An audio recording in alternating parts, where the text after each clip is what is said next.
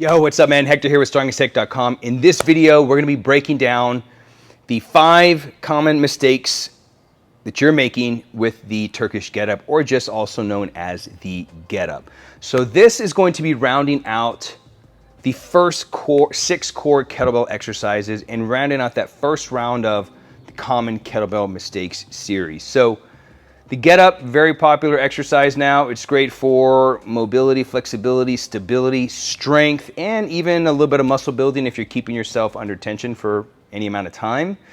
So anyway, this is going to be a great video for you if, for one, you're trying to learn the Getup. Okay, you're new to kettlebells, trying to learn the Getup. All right. 2, you're trying to become a certified SFG instructor. We're going to cover a couple of the standards that you're going to want to make sure that you're hitting. Why? Because out of the years that I've been teaching for Strong First, the Getup is one of the exercises most people fail.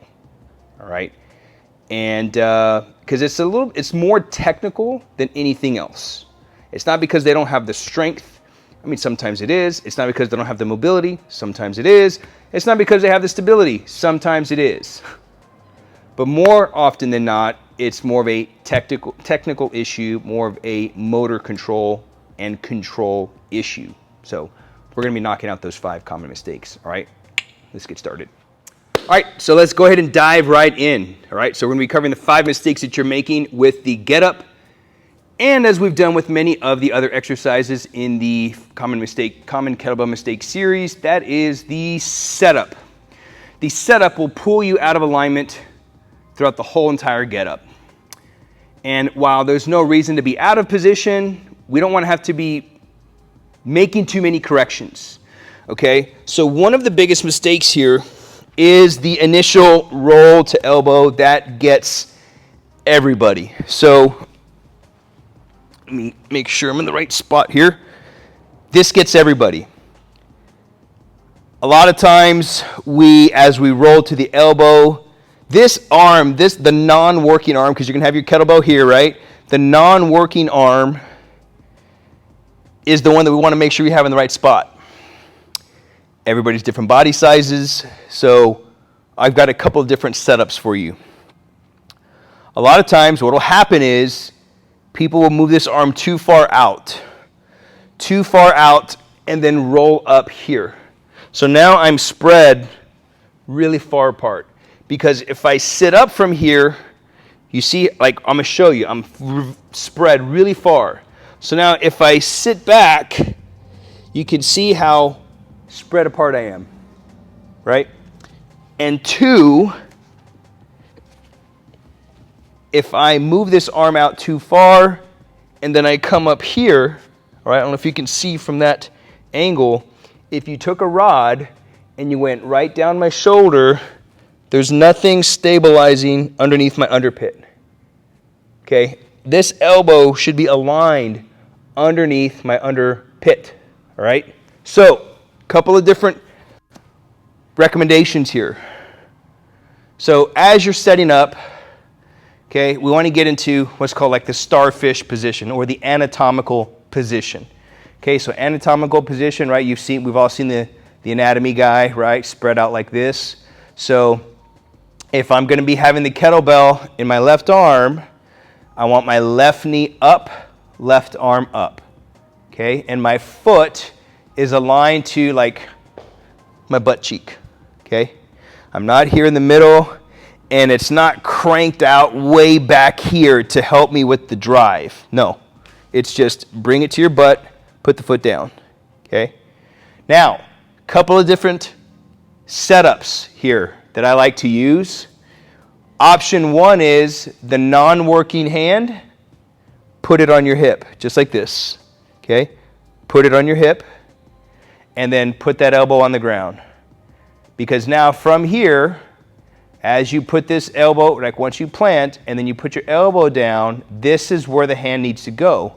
And if you look, my arm and this leg are pretty much parallel to each other, right? Pretty much parallel. So here, hand on the hip, extend the elbow out. Now once I drive and I roll up, now look, my elbow is aligned underneath my shoulder and my underpit. So I've got good alignment here. From here, I'm ready to start making, working my way up, coming to the palm, so on and so forth. That's option one, okay? Option one is hand on the hip, extend, hand on the hip, extend, and then as soon as I drive, I want to imagine that there's like a pole right here. I'm going to grab that pole and I'm going to pull on that pole to help me to pull myself up, okay, and roll up. And I want to make sure I maintain this alignment. That's option one, okay? Option two is this is something I've been playing around with and it seems to work really well. Take your thumb, stick it in your sternum. See that? Thumb, sternum. Okay? And leave that there. You're going to have your kettlebell here, right? You're going to place the kettlebell, thumb, stick it in your sternum. Now from here, leave it there. Do not move this. Now, you're going to drive through that foot and look what happens. The elbow goes exactly where it needs to go. Okay? Thumb on the sternum. As soon as I drive, I roll up and look at where I'm at. Perfect alignment. Okay? So again, option one, hand on the hip, extend, roll up, I'm in alignment. If that one doesn't jive with you, if you don't like that one, maybe your arms are too long, who knows what, put the thumb in the sternum, you got your kettlebell. By the way, should go without saying, you should practice the get up several times and you really get a really good understanding of it and get pretty competent at doing this with your body weight. As you can see, I'm not using the kettlebell to instruct you with this right now. We've got to master our body weight. What did I say earlier episodes? Your body weight tells the weight what to do, not the other way around. We shouldn't have to have a certain amount of weight loaded on us to be able to move a certain way. Our body should be able to move and get into specific positions and postures to manipulate and to gain leverage over the weight. Okay, so that should go without saying, but I guess I have to say it. All right.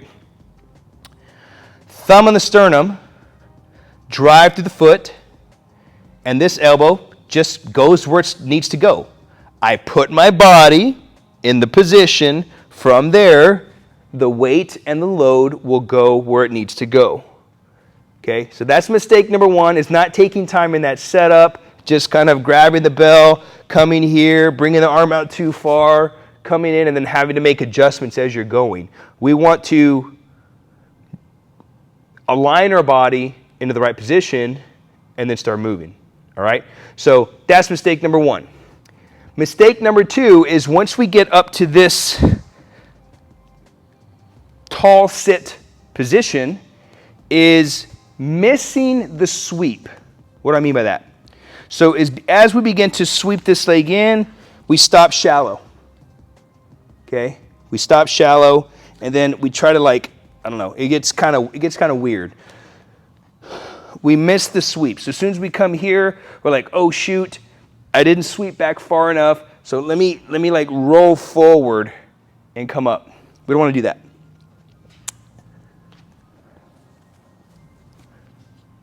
We want to align our hand, our foot, and our knee should be in alignment. Here's what that looks like. So there's a couple of ways you can do the sweep. You can go long sweep, which is foot, leg fully extended, and then just bring it all the way back. That's what I call a long sweep, okay? Or you can do the short sweep.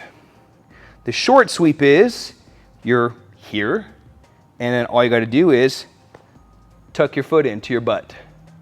Now all you got to do here is drive through this foot, grip the ground with this hand, elevate your hip, and bring it back. And you'll see, let me do it this way, facing you, okay? You'll see here, from this position, sweeping back, my hand, my knee, and my foot are in one straight line, okay? This leg is not like this. Now I don't have alignment. That's a mistake that I've seen. So they're missing the sweep here, or sweeping and then bringing the leg back like this. This is really kind of funky on my hip, okay? This is just doesn't feel good. My hip, I want it to hinge. My hip doesn't really like move very well this way. And so kind of jamming myself into this position doesn't feel good.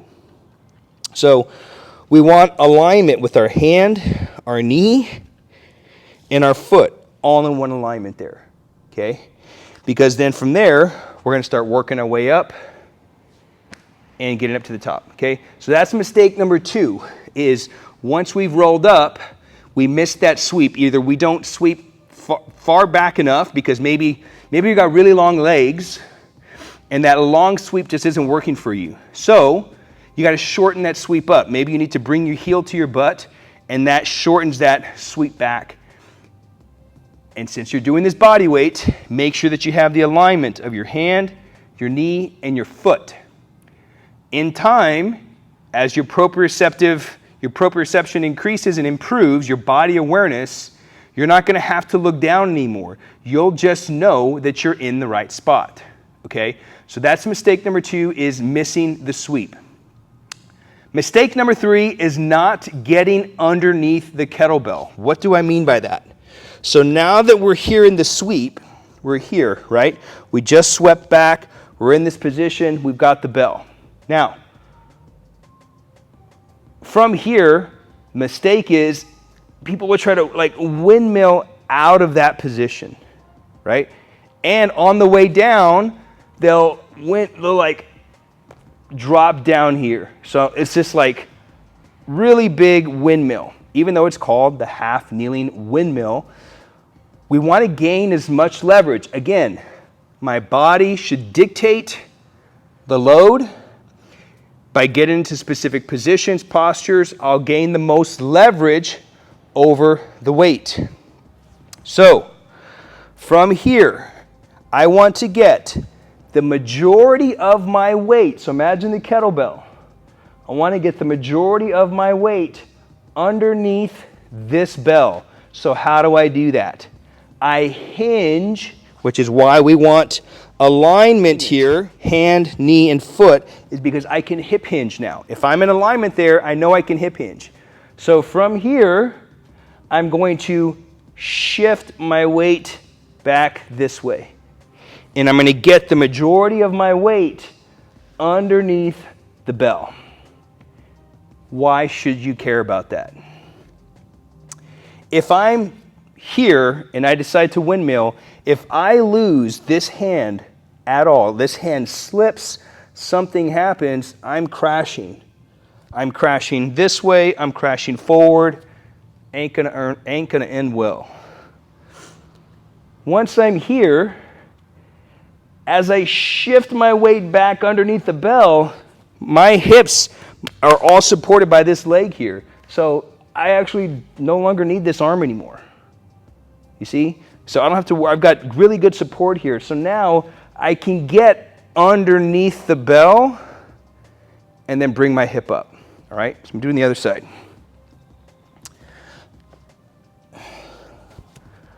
Once I'm here,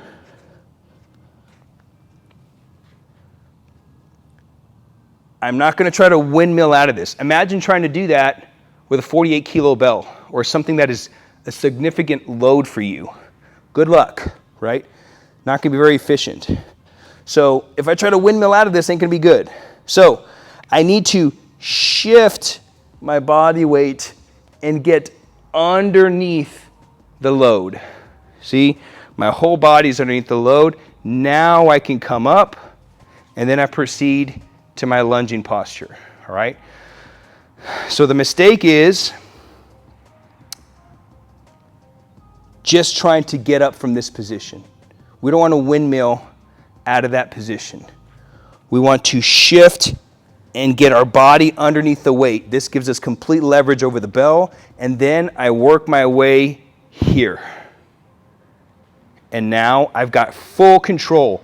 My whole entire body is underneath the weight, and you'll be amazed at how much lighter that kettlebell feels. Okay, so that's mistake number 3, not getting underneath the bell, not getting that leverage. The next mistake is once we're here, once we get underneath the load, I've seen this several times, is people will stand up from that position. See? And they'll get down to that position. Here, they'll get down this way, which seems cool, and it's eliminating steps. Are you willing to do that with a 48 kilogram bell over your head? The answer is no, then I probably wouldn't do it, okay? Treat the damn bell like it weighs 106 pounds, right?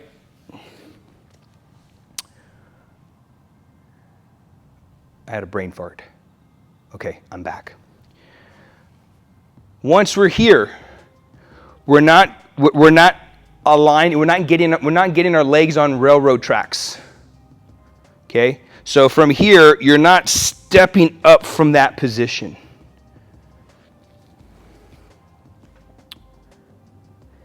You can do that if you're trying to move different movement patterns. Like, I'm not saying that like this is the only way to move, but if we're talking about the get up and we're talking about being efficient with moving that load, we don't want to skip steps, okay?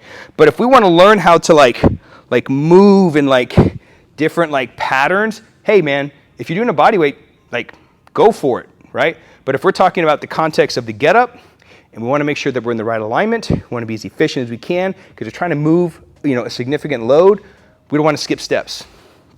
So once we're here, okay, we shift all of our body weight, we get underneath, and we're here. We want to get our legs on railroad tracks. 2 ways to do that. Option 1 is the old school, just unwindshield wipe this back leg, right? So if I'm here, okay, I just unwindshield wipe this back leg, and I want to be on railroad tracks. That way from here, I can pull myself forward and come up to the top, right? And then on the way down, I reverse that. I step back, make sure my heel and toes are stacked on top, and I'm not in this like in yoga where you kind of have this like warrior position. We're not doing this, okay? We want to be stacked here. Okay, so on the way down, you would boom, bang, and then you would windshield wipe your leg back in. Okay, you'd windshield wiper back in, and then you'd work your way down. Okay, I'm going to back up a sec. Once we do the shift, and then we come up, we windshield wipe, we stand up, we come back down. On the way down, this one will probably blow your mind when you do it.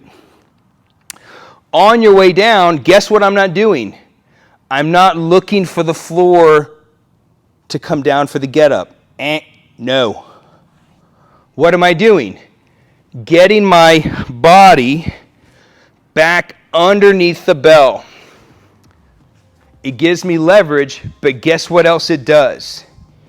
It pulls the ground up to me versus me looking for the floor. Here, I have to look for the floor, right? I've seen guys do this. Got a really heavy load, they're 40 kilos and above, really heavy load, and they're right. You got to keep your eyes on the bell. You got to keep your eyes on the bell, so you're like, okay, all right, there's the floor. Okay, it's there. It's there. Now let me get down. You ain't got time for that, right? Here, eyes are aligned. Hip hinge, get underneath the bell. Look, the floor is right there. I don't have to look for the floor. The floor is right there. The floor is right there. Boom. Now shift my weight so that way I can get down. See the difference there? Practice that. It's going to blow your mind. of how much more efficient you're going to be, how many more, and just how everything just kind of aligns. Kind of like, I don't know, when things just align, right? Things work out. So option one is windshield wipering. That's not going to jive with a lot of people. Maybe you've got bad knees. Maybe you've had ACL repair. That ain't gonna, maybe you're doing get-ups outside and there's gravel, there's concrete, or there's just like this rubber flooring does not feel good if you're wearing if you're just wearing shorts, like your skin it does not feel good. So what I do when I'm doing get-ups like here, if I'm doing get-ups like on a soft surface, like BJJ mats, if I'm at the beach or something like that, I'll do the windshield wipe because it's nice. It's like a nice little swivel point. But if I'm on like a really uncomfortable surface, something hard or rubber matting, just move the top leg. Okay, so I'm here, bang, I came up, so I don't need to windshield wipe. All I got to do is move the top leg, and now I'm ready to stand up. Once we're in the railroad tracks, we need to make sure our hips are aligned. What does that mean? We don't want our hips hiked. I used to make this mistake a lot. I'd come here, I'd be here, and now my hips, you see how they're hiked. They're not in alignment. I want my hips locked in. Okay? I want my hips. If you stuck a rod through this hip, it should come out this hip. If I'm this way, you stick a rod out this way, it's coming out like the top of my, up top part of my hip. I want my hips to be in alignment. Now from here, I stand up. Okay? Boom. I come back down. I realign those hips. I'm not hiked. I'm realigned. Open my stance back up. Get underneath the weight. There's the floor. Now I shift my weight. Okay? Once you've hinged and found the floor, now you've got to shift your weight. Why? Because I need to move this leg. If my weight's still back here, I can't move this leg. I've got to distribute the weight now to this hand. So now I can move that leg. All right? So that's mistake number 4 is not getting on railroad tracks and then not making sure the hips are aligned. Okay? So you have 2 options for that getting on railroad tracks. Option 1 is windshield wipe. Okay? Recommend that on a nice surface. If you don't have a nice surface to use, option 2 is you just move the top leg.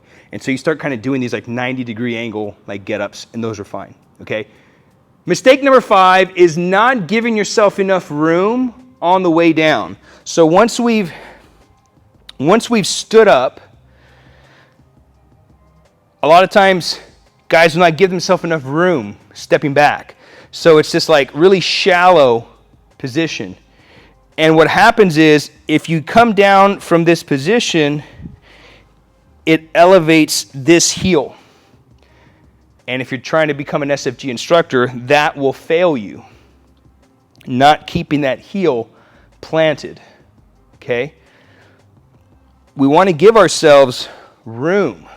So as we step back, we want to give ourselves enough room so that when we come down, that heel stays planted. And that is that catches a lot of people going through the SFG.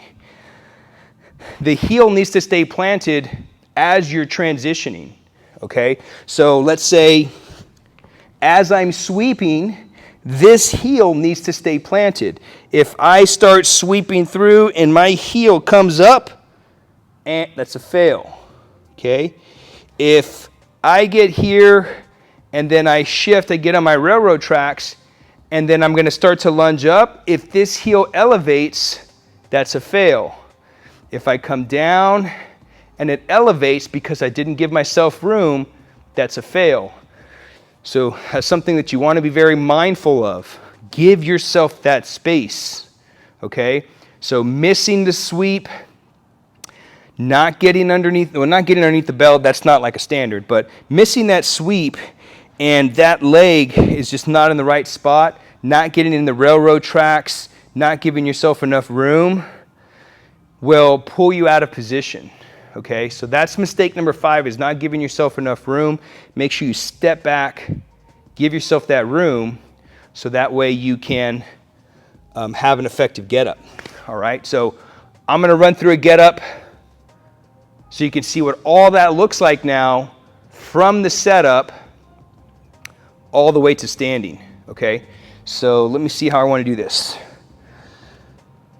I'm probably gonna do it so that way you can see all the action.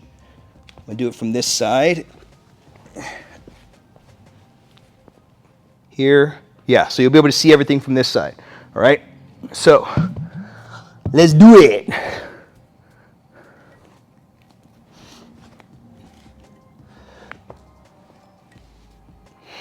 Okay, so from the firing position, option 1 is here.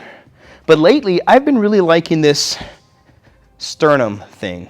I just kind of stumbled across it, and it works really well. Keeps me aligned, right? Keeps me aligned. Tall sit. Here comes the sweep. I'm gonna go low sweep on this just so you can see. Here. Now I'm gonna just kind of pivot my body so you can see I should have alignment with my hand, foot, and knee. Now I need to get my body weight underneath the kettlebell. So it looks like I just did a military press. Now I come up, okay? I get into my railroad tracks. I make sure my hips are aligned. Up. On the way down, give myself room. Boom. Open my leg back up. Don't do that. Open myself back up. Shift my hips back. Get underneath the bell. Plant the hand. Now shift. Step through. Elbow. Down. Bring it in. Roll. And voila. All right. There you have it. 5 mistakes you're making with the get-up. So let's do a quick recap. Mistake number 1, not taking time with the setup. Moving the arm too far puts you out of alignment. Mistake number 2 is missing that sweep or sweeping to like a lunge position, and you don't have that alignment of hand, foot, and knee, okay? Mistake number 3 is not getting underneath the bell, not gaining leverage underneath the bell, and actually trying to just like windmill out of it and windmill back down looking for the floor. We don't want to do that, all right? Mistake number 4 was not aligning the hips, not getting on railroad tracks. One hip is hiked. You want to make sure that the hips are aligned. Then start the ascension. As you descend back down, give yourself space. That's mistake number 5. Give yourself space, step back, come down, and you do everything in reverse. Okay? Open the leg back up if you decide to go for that 90-degree turn versus the windshield wipe. Get underneath the bell. That brings the floor back up to you. Plant the hand, then shift your weight, step through, and just work your way all the way back down. All right? And that's it. That's it for this episode of the Common Kettlebell Mistakes series. If you want to learn more about the get-up, all the exact details, the exact 4 phases that consist of the get-up, if you're trying to go down that rabbit hole and you want to deep dive into the get-up, you want to learn more about the swing, all those fundamentals, we've got a full-blown course on how to do this. It's called Swing Strong. I'll put that in the description. You can check it out if that's something you'd be into. But yeah, so if you want to we've got to break the get-up into 4 phases. So if you're prepping for SFG, you want to avoid these mistakes of you potentially wasting $1,500, your flight, your trip, all that, and then you fail because of a few technical mistakes on the get-up or setting up for the swing, etc. If you want to avoid potential failure, or if you want to avoid potential injury because you're just doing this as your own personal practice, then I recommend you check out our Swing Strong course. I'll put that in the description below. All right, but that's pretty much it. Thank you so much for watching, and we'll be diving into some of the more advanced kettlebell movements here in the Common Kettlebell Mistakes series. So that's all I got. Hector with StrongAsHeck.com with this week's Common Kettlebell Mistakes series for the week. Done.